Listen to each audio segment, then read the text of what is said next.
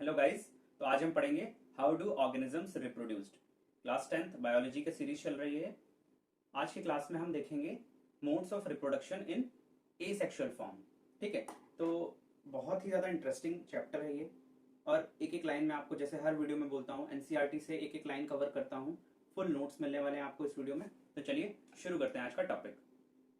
सबसे पहले तो हम ये जान लेते हैं कि रिप्रोडक्शन होता क्या है। ठीक है, तो सबको पता है। आई डोंट थिंक कि कोई भी क्लास 10th का ऐसा बच्चा होगा जिसको रिप्रोडक्शन के बारे में नहीं पता होगा कि रिप्रोडक्शन का बेसिक मीनिंग क्या होता है। ठीक है, तो production of new organisms from the existing organisms of the same species is known as reproduction. ठीक है, अपने जैसे ऑर्गेनिजम्स को प्रोड्यूस करने के प्रोसेस को हम रिप्रोडक्शन बोलते हैं। अब हर कोई रिप्रोडक्शन करता है, चाहे वो ह्यूमंस हो, चाहे वो फ्लावर्स हो, चाहे वो बैक्टीरिया हो, छोटे से छोटा और बड़े से बड़ा ऑर्गेनिज्म, चाहे वो छोटी सी चींटी ही क्यों ना हो, वो भी रिप्रोडक्शन करती है। ठीक है, तो रिप्रोडक्शन हर ऑर्गेनिजम्स करता है।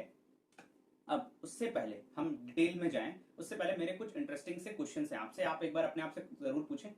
ठीक है, सबसे पहली चीज कि why do organisms reproduce, reproduction वो करते क्यों हैं। ठीक है, दूसरा क्वेश्चन, रिप्रोडक्शन कोई जरूरी चीज तो है नहीं, इट इज नॉट नेसेसरी। जैसे कि हमने पिछले चैप्टर में लाइफ प्रोसेस में पढ़ा था, न्यूट्रिशन, ट्रांसपोर्टेशन, रेस्पिरेशन, एक्सक्रीशन, ये सारे नेसेसरी प्रोसेसेस थे हमारी बॉडी के लिए, जिससे कि हमारी बॉडी चल सके। बट रिप्रोडक्शन अगर हम नहीं करेंगे तो हमारी बॉडी को कोई हार्म नहीं होगा। Reproduction is not necessary to maintain the life of an individual organism. ठीक है, तो रिप्रोडक्शन के बिना भी काम चल सकता है।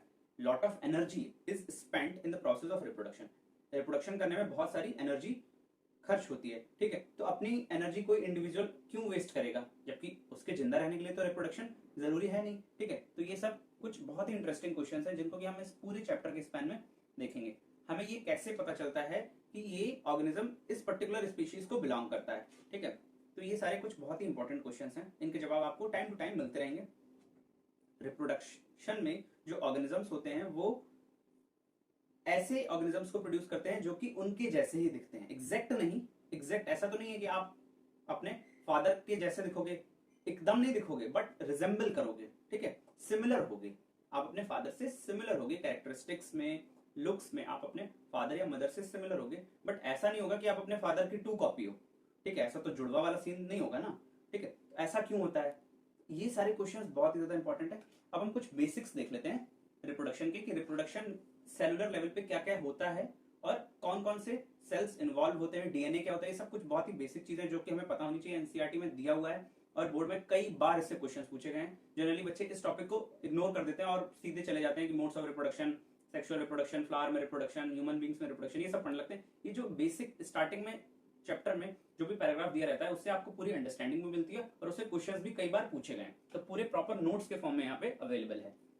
सबसे पहले हम देखेंगे कि क्रोमोसोम क्या होता है। ठीक है, तो क्रोमोसोम्स थ्रेड लाइक स्ट्रक्चर्स होते हैं जिसमें कि डीएनए टाइटली पैक्ड होता है। ठीक है, ये आपको दिख रहा है, ये सेल है। ठीक है, ये सेल है, सेल के अंदर न्यूक्लियस है, न्यूक्लियस के अंदर क्रोमोसोम्स होते हैं। ठीक है, कुछ इस फॉर्म्स में, और जिनके अंदर डीएनए टाइटली पैक्ड होता है। अब ये डीएनए क्या बला है। ठीक है, डीएनए की फुल फॉर्म सबको पता होगी कि डीऑक्सी राइबो न्यूक्लिक एसिड, इसकी फुल फॉर्म होती है। ठीक है, बट ये होता क्या है, इसमें जेनेटिक कोड होता है, जेनेटिक इंफॉर्मेशन होती है रिप्रोडक्शन के लिए। ठीक है, और it is the information source for making proteins. ठीक है, प्रोटीन्स बॉडी में जो बनती हैं उनके लिए भी इंफॉर्मेशन सोर्स की तरह होता है। DNA is information for inheritance of features from parents to next generation. ठीक, जैसे कि आपने मूवीज में भी देखा होगा कि भाई ये अगर ये इसका बेटा है या ये इसका बेटा है तो इसका डीएनए टेस्ट करवा लो, तब पता चल जाएगा। तो डीएनए में क्या होती है, इंफॉर्मेशन होती है इनहेरिटेंस के लिए, जेनेटिक इंफॉर्मेशन होती है जो कि जीन्स में पाई जाती है। अगर आपका डीएनए है और आपके फादर का डीएनए है तो वो आपस में मैच करेंगे। ठीक है, तो डीएनए में इंफॉर्मेशन होती है for inheritance of features from parents to next generation. DNA में जेनेटिक कोड होता है जो कि रिप्रोडक्शन के लिए इंपॉर्टेंट होता है। तो डीएनए के बारे में आपको पता होना चाहिए। अब हम देखते हैं व्हाट हैपेंस, डीएनए कुछ इस तरह से दिखता है। ठीक है, what happens if information, DNA क्या है, जेनेटिक इंफॉर्मेशन है जो कि पेरेंट्स अपने नेक्स्ट जनरेशन में ट्रांसफर करते हैं। व्हाट हैपेंस इफ इंफॉर्मेशन जो कि डीएनए होती है वो चेंज हो जाए। अगर इंफॉर्मेशन चेंज हो जाती है तो डिफरेंट प्रोटीन बनते हैं, क्योंकि प्रोटीन का सोर्स है डीएनए, प्रोटीन बनाने के लिए जो इंफॉर्मेशन चाहिए उसका सोर्स है, तो डिफरेंट प्रोटीन बनेंगे। डिफरेंट प्रोटीन से क्या होगा, leads to different body design, body design different different होंगी। What is DNA copying in reproduction, reproduction जब होता है तो डीएनए की कॉपीज बनती हैं। ठीक है, तभी तो एग्जैक्ट सेम होती हैं डीएनए आपका फादर का और आपका डीएनए, तभी तो मैच करता है, क्योंकि जब रिप्रोडक्शन होता है, न्यू ऑर्गेनिजम्स क्रिएट होते हैं तो डीएनए की कॉपिंग होती है।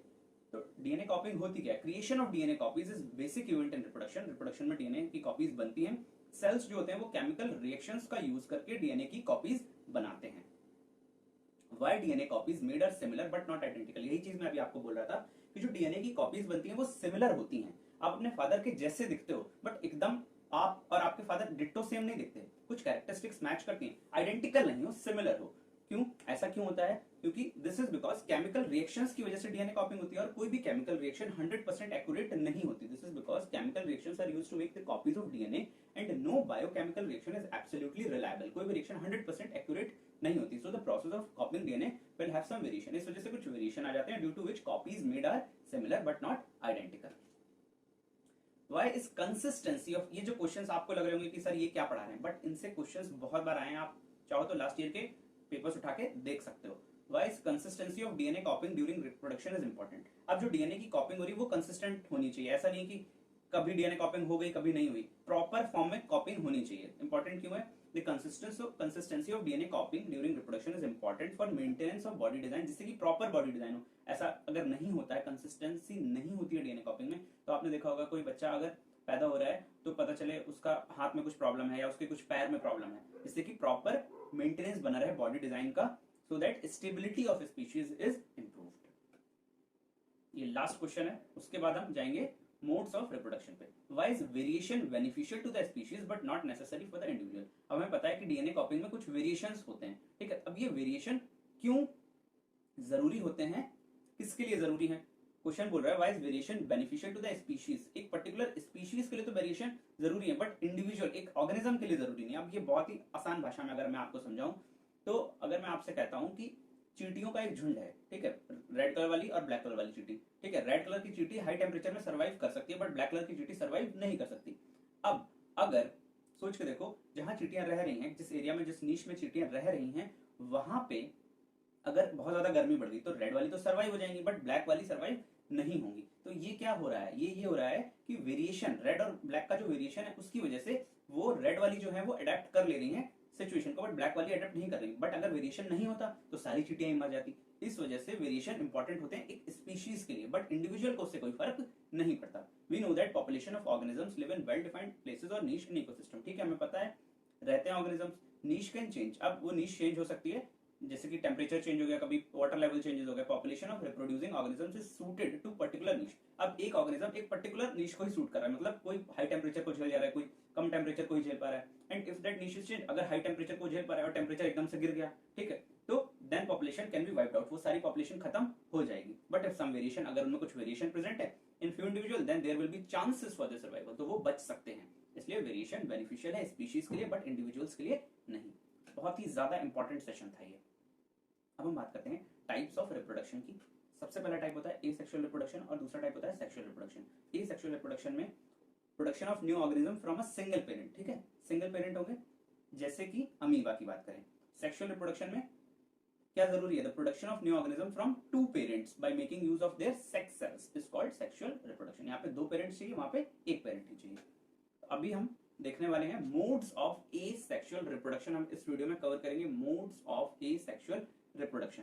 तो 6 मोड्स के बारे में पढ़ना है, fission, fragmentation, vegetative propagation, budding, regeneration और स्पोर फॉर्मेशन। तो देखते हैं एक एक करके इन डिटेल क्या है ये, विद प्रॉपर एनसीईआरटी नोट्स। ये फोकस मेरा रहेगा क्योंकि एनसीईआरटी से ही क्वेश्चंस पूछे जाते हैं एग्जाम में। Fission is asexual reproduction process, हमें पता है, इन विच पेरेंट ऑर्गेनिज्म स्प्लिट्स और डिवाइड्स इनटू 2 और मोर ऑर्गेनिजम्स, ठीक है, वो स्प्लिट हो जाता है, डिवाइड हो जाता है 2 या 2 से ज्यादा ऑर्गेनिज्म से, इसको हम फिशन बोलते हैं। बेसिकली टूट जाता है वो, ठीक है। हमें ये जरूर याद रखना है कि यूनिसेलुलर में हो रहा है या मल्टीसेलुलर में, ये चीज इंपॉर्टेंट है। तो फिशन यूनिसेलुलर ऑर्गेनिजम्स में होता है। अब इसके एग्जांपल्स देख लेते हैं। पहले देखते हैं टाइप ऑफ फिशन। 2 टाइप के होते हैं, एक होता है बाइनरी फिशन और एक होता है मल्टीपल फिशन। तो अगर एक ऑर्गेनिज्म, एक अमीबा है, अगर वो 2 अमीबा में ब्रेक हो जा रहा है तो हम बोलेंगे बाइनरी फिशन, बट अगर 2 से ज्यादा में ब्रेक हो रहा है तो हम बोलेंगे मल्टीपल फिशन। तो एग्जाम्पल, बाइनरी फिजन का अमीबा है, पैरामीशियम है, लिशमेनिया है और बैक्टीरिया है। मल्टीपल फिजन में मलेरिया पैरासाइट और प्लाज्मोडियम है। देख लेते हैं, जैसे ये देखो अमीबा है, ये इसमें बाइनरी फिजन हो रहा है, यहाँ पे ये ब्रेक डाउन कर रहा है 2 अमीबा में, ठीक है।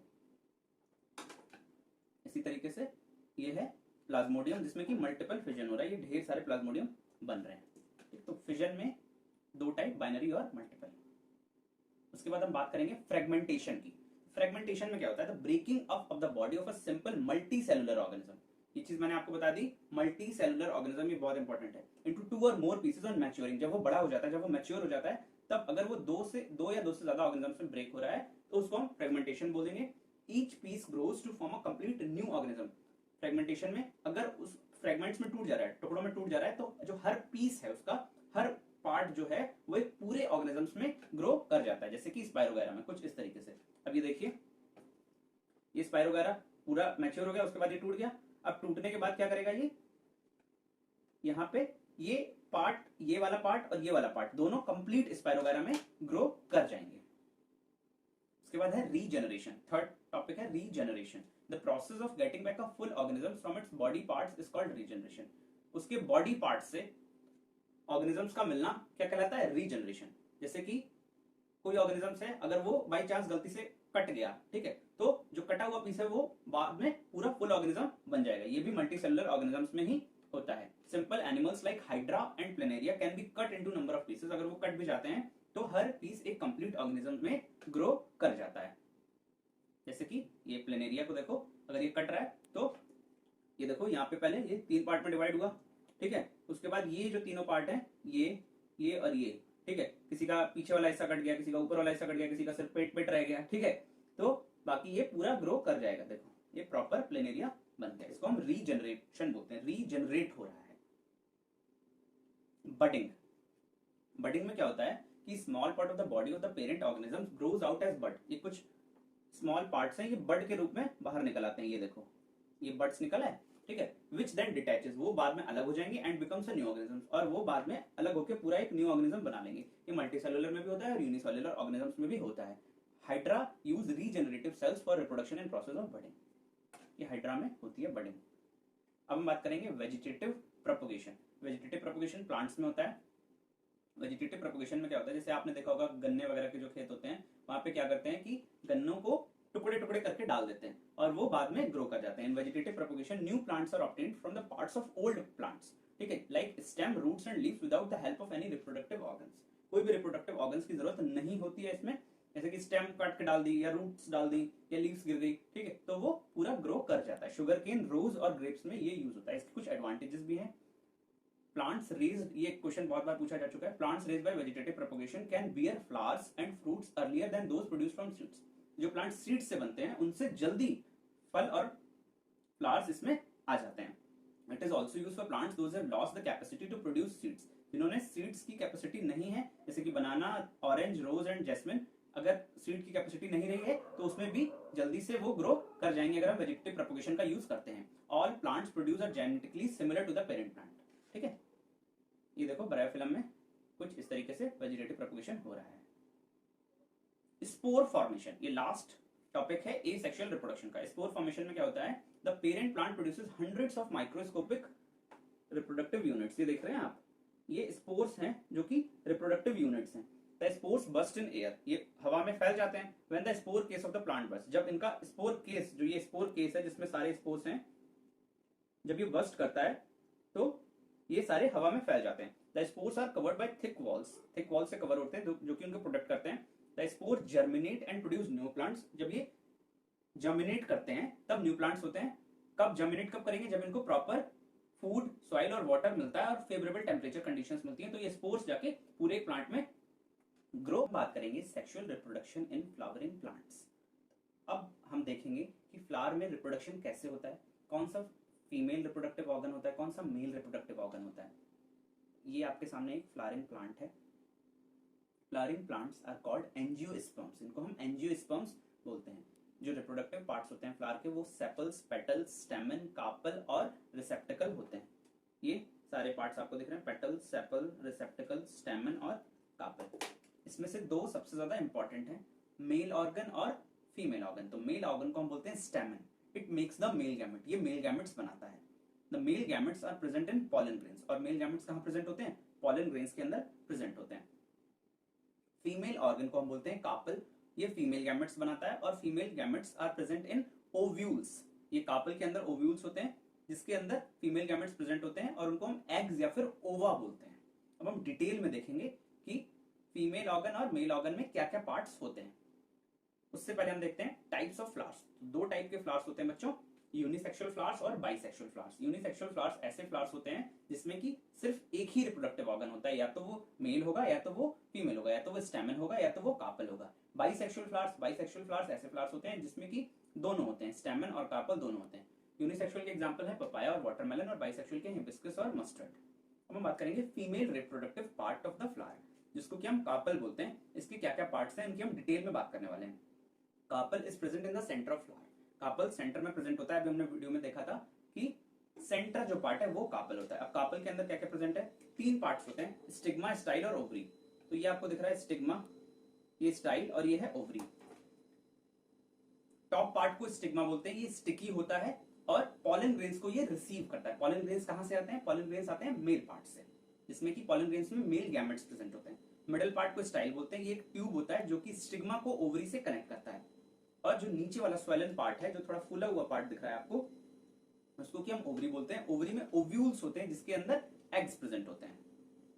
अब देख लेते हैं male reproductive part of flower, जिसको कि हम स्टेमन बोलते हैं। स्टेमन में ये दिख रहा है आपको, ये एंथर होता है और ये फिलामेंट होता है। स्टेमन प्रोड्यूसेस पॉलन ग्रेन्स, ये पॉलन ग्रेन्स प्रोड्यूस करता है। पॉलन ग्रेन्स के अंदर मेल गैमेट्स होते हैं। Stamen is made of an filament and an anther, एक फिलामेंट और एक एंथर प्रेजेंट होता है। स्टेक ऑफ द स्टेमन, जो ये स्टेक है या फिर इसको स्टेम भी बोल सकते हो, ये फिलामेंट होती है, और ऊपर वाला पार्ट जो स्वेलन पार्ट है उसको हम एंथर बोलते हैं। Anther produces pollen grains, anther pollen grains produce करता है। Male gametes are made in the anther, male gametes anther में ही बनते हैं। अब हम पूरा प्रोसेस देखेंगे कैसे क्या होता है। उससे पहले हम देखते हैं सेपल्स, पेटल्स और रिसेप्टिकल्स क्या होते हैं। अगर आप चाहते हो कि आपको ये फिगर आसान लग रहा है तो आप ये बना सकते हो, नहीं तो आप वाला फिगर बना सकते हो, ये आपके एनसीईआरटी में गिवन है। ठीक है, तो ग्रीन लीफ लाइक पार्ट्स जो होते हैं उनको हम सेपल्स बोलते हैं। कलरफुल पार्ट्स को पेटल्स बोलते हैं, और जो नीचे वाला पार्ट होता है जिससे कि सारे पार्ट्स अटैच हैं उसको हम रिसेप्टिकल बोलते हैं। ये रिसेप्टिकल है, ठीक है, ये सेपल्स ग्रीन पार्ट्स और ये पेटल्स कलरफुल पार्ट। अब देख लेते हैं पॉलिनेशन क्या होता है। पॉलिनेशन बहुत ही ज्यादा इंपॉर्टेंट होता है किसी भी फ्लावर के लिए। पॉलिनेशन का मतलब होता है कि पॉलन ग्रेन्स का ट्रांसफर एंथर से स्टिग्मा तक। स्टिग्मा कहां प्रेजेंट है, स्टिग्मा प्रेजेंट है फीमेल पार्ट में, और एंथर कहां है, मेल पार्ट में। तो मेल पार्ट से पॉलन ग्रेन्स का जो ट्रांसफर होता है उसको हम पॉलिनेशन बोल देते हैं। ये देखिए दो फ्लावर्स हैं, ये पॉलन ग्रेन्स हैं, ये जा रहे हैं, एरो लगे हुए हैं, ये स्टिग्मा पे जा रहे हैं। अब क्या हो सकता है, या तो ये पॉलन ग्रेन्स इसी पार्ट में आ सकते हैं, अपने ही फ्लावर के स्टिग्मा में आ सकते हैं, या फिर किसी दूसरे फ्लावर के स्टिग्मा पे जा सकते हैं। ठीक है, ये पॉलिनेटर्स, बीज वगैरह जो है ये पॉलिनेटर्स होते हैं, ये पॉलन ग्रेन्स को ले जाते हैं। तो अगर ये जो पॉलन ग्रेन्स हैं ये अपने ही फ्लावर के स्टिग्मा पे जा रहे हैं तो इसको हम बोलेंगे self pollination. The transfer of pollen in the same flower is called self pollination. और अगर ये पॉलन ग्रेन्स किसी दूसरे फ्लावर पे जा रहे हैं, जैसा कि आपको दिख रहा है यहाँ पे, तो इसको हम बोलेंगे क्या, इसको हम बोलेंगे क्रॉस पॉलिनेशन। अब हम बात करेंगे process of sexual reproduction in flowering plants. तो प्रोसेस क्या है, सबसे पहले होगा फर्टिलाइजेशन, फिर होगा formation of fruits and seeds, और फिर होगा जर्मिनेशन ऑफ सीड्स। तो ये तीन पार्ट होते हैं।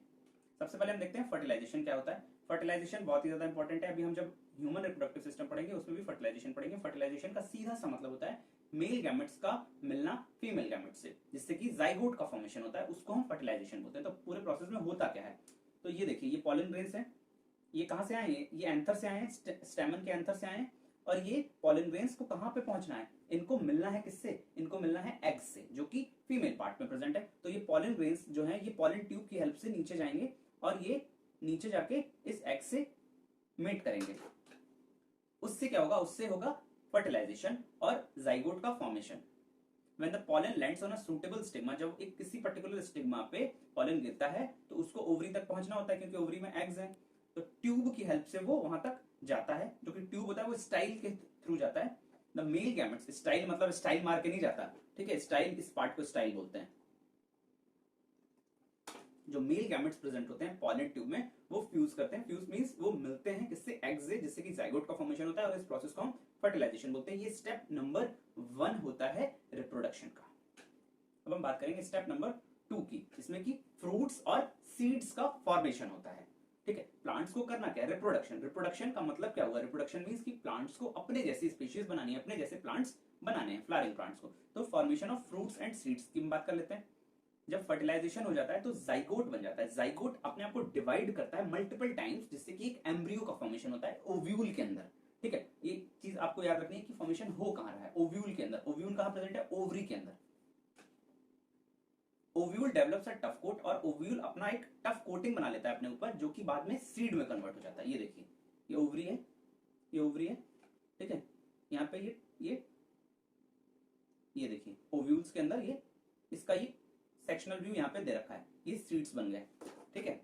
उसके बाद फ्रूट कब बनता है? जब ओवरी ग्रो करती है और राइपन करती है, तब जाके फ्रूट का फॉर्मेशन होता है। ये स्टेप नंबर 2 है, सीड्स और फ्रूट का फॉर्मेशन। अब स्टेप नंबर 3 क्या होगा? सीड्स का जर्मिनेशन। जब सीड्स जर्मिनेट करेंगे, बड़े होंगे, तब जाके प्लांट बन जाएगा और रिप्रोडक्शन का प्रोसेस कंप्लीट हो जाएगा। तो जर्मिनेशन ऑफ सीड्स में क्या होता है? The seeds obtained from plant are very dry, बहुत ड्राई होते हैं। जब इनको वाटर, एयर और वार्मथ मिलती है तो ये ग्रो करते हैं। The beginning of growth of seeds is called germination. इसी प्रोसेस को हम जर्मिनेशन बोलते हैं। तो ये कहानी है पूरी इसकी, sexual reproduction in flowering plant.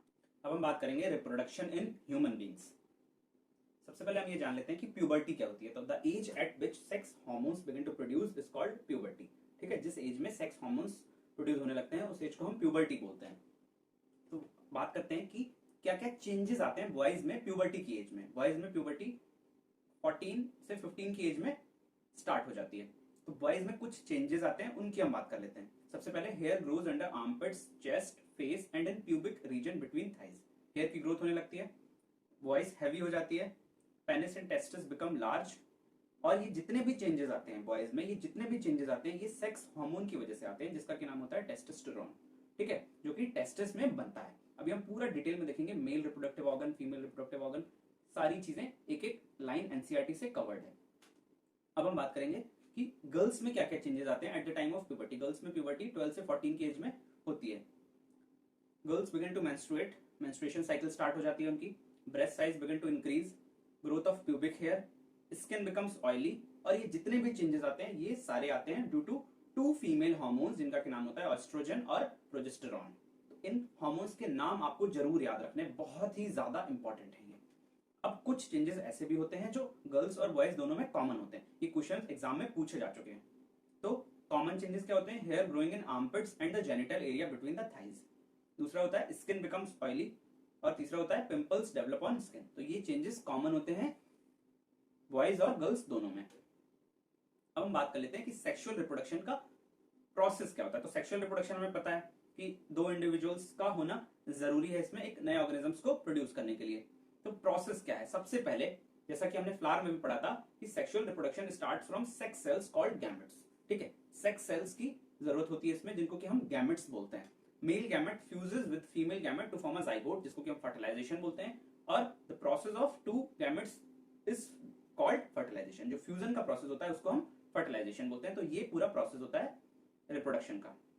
अब हम बात करेंगे मेल रिप्रोडक्टिव सिस्टम की। तो male reproductive system consist of testis, seminal vesicles, prostate glands, penis, urethra, वेस डिफरेंस और स्क्रोटम। यहाँ पे कॉमा होना चाहिए, ठीक है। तो ये है हमारा मेल रिप्रोडक्टिव सिस्टम। तो अब हम एक एक पार्ट के बारे में जान लेते हैं कि क्या फंक्शनिंग है। टेस्टिस, ये जो आपको दिख रहा है, ये टेस्टिस है, ठीक है। Formation of sperms take place in testis. Sperm formation का होता है टेस्टिस में। टेस्टिस प्रोड्यूस टेस्टोस्टेरोन, जो कि क्या होता है? मेल हार्मोन होता है, मेल सेक्स हार्मोन होता है टेस्टोस्टेरोन। स्पर्म्स का प्रोडक्शन और मेल हार्मोन का प्रोडक्शन कहां होता है? टेस्टिस में होता है। वेस डिफरेंस क्या है? ये पार्ट दिख रहा है जो आपको, ये वेस डिफरेंस है। इसका काम क्या होता है? The sperms form in testis are delivered, ये डिलीवर करता है स्पर्म्स को through the vas deferens which unites with a tube. ये यूनाइट हो जाता है, आगे जाके ये मिल जाता है। ये देखिए, ये आगे जाके ये जो यूरेटर का ट्यूब आ रहा है, इससे जाके मिल जाता है, ठीक है।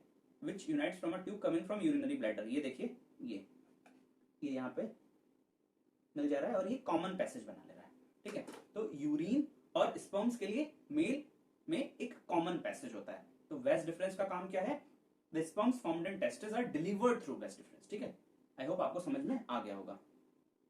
सेमिनल वेसिकल्स और प्रोस्टेट ग्लैंड्स, ये देखिए 2 ग्लैंड्स हैं, ये सेमिनल वेसिकल और ये प्रोस्टेट ग्लैंड्स, ठीक है। तो ये अपना सिक्रीशंस प्रोवाइड करते हैं so that sperms are in fluid form. Sperms को फ्लूइड फॉर्म में भेजने के लिए अपने सिक्रीशंस देते हैं, जिससे कि उनका ट्रांसपोर्ट इजीली हो सके। फिर हम बात कर लेते हैं स्क्रोटम की। ये स्क्रोटम है, ये आउटर कवरिंग होती है टेस्टिस के लिए। It is a sac of thick skin that protects and surrounds the testis. It also controls the temperature of testis. ये टेस्टिस के टेम्परेचर को भी कंट्रोल करता है। यूरेथ्रा की बात कर लेते हैं। Urethra provides a common passage. ये देखिए, ये यूरेथ्रा कॉमन पैसेज प्रोवाइड करेगा यूरिन और स्पर्म्स के लिए, जो कि पेनिस के थ्रू बाहर निकलते हैं। यूरिन और स्पर्म्स दोनों को एक कॉमन पैसेज प्रोवाइड करता है यूरेथ्रा। तो हम बात कर लेते हैं स्पर्म्स की, जो कि मेल जर्म सेल्स हैं या फिर मेल गैमेट्स हैं। आप तीनों में से किसी भी नाम से बोल सकते हो, या तो बोलो स्पर्म, या तो मेल गैमेट्स, या फिर male germ cells.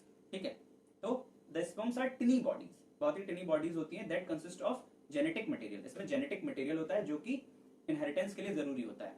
The sperms have a long tail, एक लॉन्ग टेल होती है that helps them move towards the female germ cell, जिससे कि वो फीमेल जर्म सेल्स की तरफ मूव करते हैं। अब एक क्वेश्चन पूछ रहा है, why are testis located outside abdominal cavity in scrotum? Testis body से बाहर क्यों होते हैं, बाहर क्यों लोकेटेड होते हैं? इस वजह से लोकेटेड होते हैं क्योंकि टेस्टिस को क्या प्रोड्यूस करने हैं? टेस्टिस को प्रोड्यूस करने हैं हार्मोन्स। ठीक है, तो जो स्पर्म फॉर्मेशन होता है, जो स्पर्म फॉर्मेशन होता है उसके लिए चाहिए कम टेम्परेचर, इस वजह से टेस्टिस बॉडी के बाहर लोकेटेड होते हैं। अब हम बात करेंगे फीमेल रिप्रोडक्टिव सिस्टम की। फीमेल रिप्रोडक्टिव सिस्टम में पार्ट्स होते हैं ओवरीज, फेलोपियन ट्यूब, यूट्रस और वेजाइना। फेलोपियन ट्यूब को हम ओविडक्ट भी बोलते हैं। ओवरीज, ठीक है। अब आप अच्छे से समझ लीजिए क्या क्या फंक्शनिंग है, क्योंकि एक एक लाइन मैंने एनसीईआरटी से पिक की है, क्वेश्चंस पूछे जा सकते हैं कहीं से भी एनसीईआरटी में। ठीक है, ओवरीज, दो ओवरीज होती हैं, पेयर ऑफ ओवरीज होते हैं। ये देखिए, pair of ovaries are located in the abdominal cavity near the kidney, kidney के पास लोकेटेड होते हैं। The female germ cells are made in ovaries, female germ cells बनते हैं कहां पे? ओवरीज में। जैसे मेल जर्म सेल्स बनते थे स्पर्म्स, जिनको हम बोलते थे, वो बनते थे टेस्टिस में, वैसे यहाँ पे फीमेल जर्म सेल्स बनते हैं ओवरीज में। Ovaries secrete female hormones like estrogen and progesterone. ठीक है, जैसे मेल्स में टेस्टिस सिक्रीट कर रहे थे टेस्टोस्टेरोन, यहाँ पे ओवरीज सिक्रीट कर रही हैं एस्ट्रोजन और प्रोजेस्टेरॉन, जो कि है फीमेल हार्मोन्स। तो दो फंक्शनिंग है, फीमेल जर्म सेल्स बनते हैं और हार्मोन सिक्रीट होते हैं ओवरीज में। तो हम बात कर लेते हैं फेलोपियन ट्यूब, जिसको कि हम ओविडक्ट भी बोलते हैं। तो जो एग्स बनते हैं यहाँ पे, जो एग्स बनते हैं ओवरीज में, एग्स का फॉर्मेशन होता है जिनको कि हम फीमेल जर्म सेल्स बोलते हैं। तो एग्स का जो फॉर्मेशन होता है उनको कैरी करते हैं। The egg is carried from the ovary to the uterus, ये यूट्रस है, यहाँ पे एग्स को ले जाने का काम करता है fallopian tube. The two oviducts unite into an elastic bag like structure known as uterus. Uterus क्या है? एक इलास्टिक बैग लाइक स्ट्रक्चर है जिसमें कि दोनों ओविडक्ट्स यूनाइट करते हैं, दोनों ओवरीज यूनाइट करती हैं। वेजाइना, वेजाइना को हम बोलेंगे एक ओपनिंग होती है जो कि यूट्रस में होती है। Uterus opens into vagina, the sperms enter through vagina. Sperms के एंट्री के लिए वेजाइना होती है। अब हम बात कर लेते हैं एग्स और ओवम, या फिर फीमेल जर्म सेल्स और फीमेल गैमेट्स की बात करते हैं। ठीक है, इसका कहने का मतलब क्या है? या तो आप एग्स बोलिए, या तो आप ओवम बोलिए, या तो आप फीमेल जर्म सेल्स बोलिए, या तो आप फीमेल गैमेट्स बोलिए। ये चारों नाम एक ही चीज के हैं। तो कुछ इस तरह का स्ट्रक्चर होता है फीमेल जर्म सेल्स का। Eggs are present in ovary. Eggs कहां प्रेजेंट होते हैं? Ovary. One egg is produced every month alternatively by one of the ovaries. हर मंथ में एक एग प्रोड्यूस होता है ऑल्टरनेटिवली, एक बार लेफ्ट साइड ओवरी से और next month right side ovary से। ओव्यूलेशन किसको बोलते हैं? The release of egg from the ovary is called ovulation. Release of egg को हम ओव्यूलेशन बोलते हैं। अब हम बात करेंगे फर्टिलाइजेशन की। तो फर्टिलाइजेशन, जैसे कि मैंने आपको फ्लावर में बताया था, सेम टू सेम प्रोसेस है यहाँ पे भी। ये देख रहे हैं आप, जो स्पर्म्स हैं उनको कहाँ पहुंचना है? उनको पहुंचना है फीमेल गैमेट्स, जिनको कि हम एग्स बोलते हैं। ठीक है, the process of combining the male gamete with the female gamete is called fertilisation. The product of fertilisation is a cell called zygote. जैसे कि फ्लावर में भी जाइगोट बन रहा था, वैसे यहाँ पे भी जाइगोट बनता है। The sperms enter through vaginal passage. Sperms vaginal passage से enter करते हैं during sexual intercourse. Millions of sperms are released into vagina at one time. Vagina में millions of sperms release होते हैं, but जो sperm सबसे पहले X को टच करता है, उससे ही जाइगोट का फॉर्मेशन होता है। ये आप देख रहे हैं millions of sperms हैं, but जो सबसे पहले टच करता है उससे ही जाइगोट का फॉर्मेशन होता है। The sperm travel upwards and reach the oviduct. Oviduct तक पहुंचते हैं। ओविडक्ट को हम फैलोपियन ट्यूब भी बोलते हैं। One of the oviduct contains an eggs release by the ovary. Ovaries से एग आता है फैलोपियन ट्यूब में, एक ओवरी से।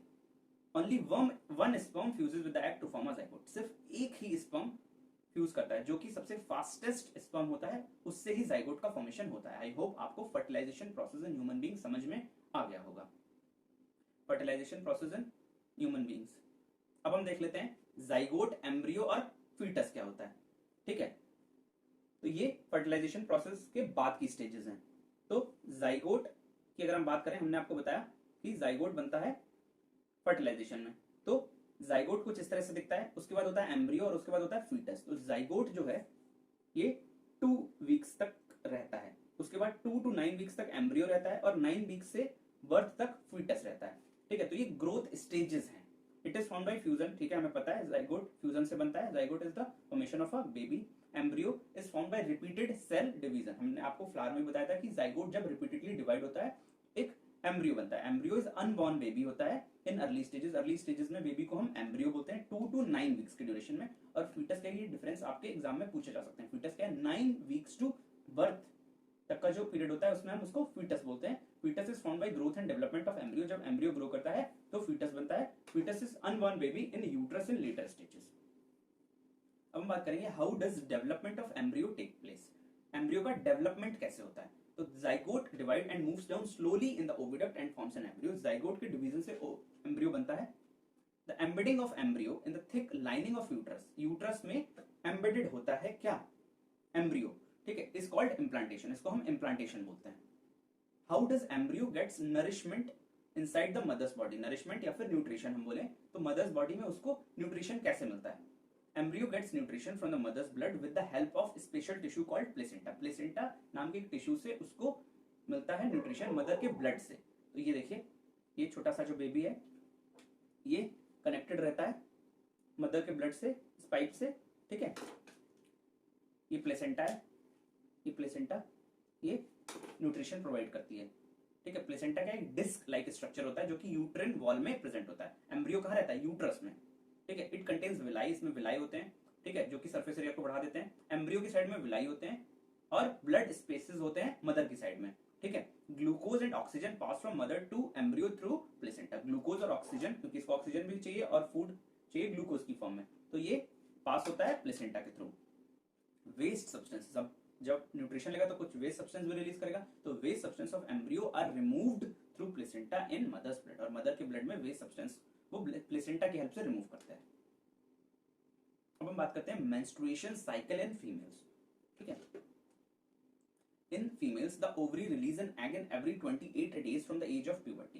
प्यूबर्टी की एज से हर 28 डेज में एग्स रिलीज होते हैं ऑल्टरनेटिवली। मैंने आपको बताया था, ये देखिए नंबर 1 स्टेज ये है, दिस इज नंबर 1 स्टेज, ठीक है। अभी राइट साइड की ओवरीज में एक एग प्रेजेंट है, नेक्स्ट मंथ ये लेफ्ट साइड होता है, ऑल्टरनेट चलता है ये, ठीक है। उसके बाद क्या होता है, the inner lining of the uterus becomes thick and spongy before the release of the egg. Egg release होने से पहले ये देखिए, ये यूट्रस की जो लाइनिंग है अभी ये थिन है, अब जब एग रिलीज हो रहा है उससे पहले ही ये थिक हो जाती है और स्पॉन्जी हो जाती है। तो अब ये फैलोपियन ट्यूब से एग्स ट्रेवल करते हैं। The inner lining of the uterus becomes full of blood vessels से भर जाती है and it prepares itself to receive a fertilized egg। और ये अपने आप को प्रिपेयर करती है एक फर्टिलाइज्ड एग के लिए, ठीक है। ये किसके लिए प्रिपेयर करती है, फर्टिलाइजेशन के लिए। मींस कि अगर मेल गैमेट्स टच करते हैं एग से तो फर्टिलाइजेशन होगा, तो उसके लिए अपने आप को ये प्रिपेयर कर लेती है। The inner lining slowly breaks down and comes out of the vagina as blood and mucus if the egg is not fertilized। But ये स्टेज नंबर 2, यहाँ पे ये लाइनिंग थिक हो गई है, उसके बाद ये ट्रेवल कर रहा है, ये स्टेज नंबर 3 है। उसके बाद ये लाइनिंग और ज्यादा थिक हो रही है, ब्लड और म्यूकस बन रहा है। अब अगर एग फर्टिलाइज नहीं होता है, अगर फ्यूजन नहीं होता है मेल और फीमेल गैमेट्स का, तो उस केस में ये लाइनिंग ब्रेक करती है और ब्लड और म्यूकस के फॉर्म में, ये देखिए 5th स्टेज है, जब फर्टिलाइजेशन नहीं होता है तो ये ब्लड और म्यूकस के फॉर्म में वजाइना से बाहर आता है। इसी को हम मेंस्ट्रुएशन बोलते हैं। This cycle takes place every month and is known as menstruation cycle. It lasts for about 3 to 5 days। Menstruation cycle is also called periods. तो ये स्टेजेस आपको याद रखनी है, 1, 2, 3, 4 एंड 5। फर्स्ट स्टेज में क्या होता है कि ओवरीज में एग्स प्रेजेंट है, उसके बाद यूट्रस प्रिपेयर करता है अपने आप को फर्टिलाइजेशन के लिए। उसकी जो लाइनिंग होती है वो थिक हो जाती है ब्लड वेसल्स की वजह से। उसके बाद अगर फर्टिलाइजेशन नहीं होता है तो ब्लड और म्यूकस के फॉर्म में वेजाइना से वो लाइनिंग बाहर आती है। अब हम बात करते हैं मेनार्क और मेनोपॉज की। तो the first occurrence of menstruation at puberty is called menarche. It starts in women at the age of 10 to 12। जब सबसे पहली बार मेंस्ट्रुएशन होता है उसको मेनार्क बोलते हैं। Menopause the permanent stoppage of menstruation. जब मेंस्ट्रुएशन परमानेंटली स्टॉप हो जाता है उस स्टेज को मेनोपॉज बोलते हैं। मेनोपॉज होने के बाद में womens can not become pregnant. Sexually transmitted diseases, कुछ डिजीज होते हैं जो सेक्सुअली ट्रांसमिट होती हैं, the diseases which spread by sexual contact, जब मेल और फीमेल के सेक्सुअल कांटेक्ट की वजह से डिजीजेस होती हैं उनको हम सेक्सुअली ट्रांसमिटेड डिजीजेस बोलते हैं। एग्जांपल्स होते हैं gonorrhoea, syphilis and AIDS. Contraception क्या है? कॉन्ट्रासेप्शन हम बोलते हैं बर्थ कंट्रोल को। The prevention of pregnancy in women by preventing fertilization is called contraception. Device और मेडिसिन जब हम यूज करते हैं कॉन्ट्रासेप्शन के लिए तो उसको हम कॉन्ट्रासेप्टिव्स बोलते हैं। कॉन्ट्रासेप्शन के कुछ मेथड्स हैं बर्थ कंट्रोल के। आज के टाइम पे पॉपुलेशन सबसे बड़ा इशू है, तो कॉन्ट्रासेप्शन के कुछ मेथड्स होते हैं।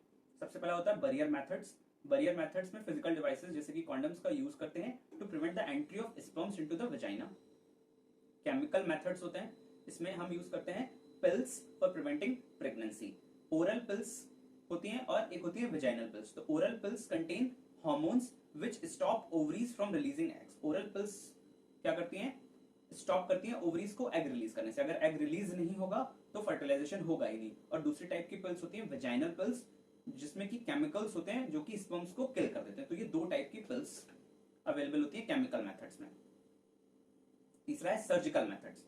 To types of surgical methods can be used to prevent pregnancies. Pregnancies को रोकने के लिए दो सर्जिकल मेथड्स होते हैं। सबसे पहला होता है वेसेक्टोमी। वेसेक्टोमी में हम क्या करते हैं?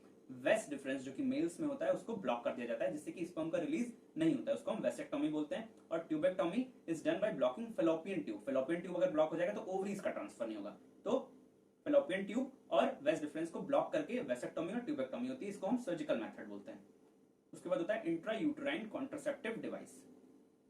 तो यूट्रस में कुछ डिवाइसेस एम्बेड की जाती हैं, इनको हम इंट्रा यूट्राइन डिवाइसेस बोलते हैं। आईयूसीडी कॉपर टी के फॉर्म में होते हैं। टी शेप की डिवाइसेस होती हैं which is placed safely inside the uterus in women bye a doctor. ठीक है, तो आई होप आपको ये चैप्टर इन डिटेल अच्छे से समझ में आ गया होगा। ये इसका लास्ट पार्ट था। मिलते हैं नए वीडियो में, तब तक अपना ख्याल रखिए। Thank you.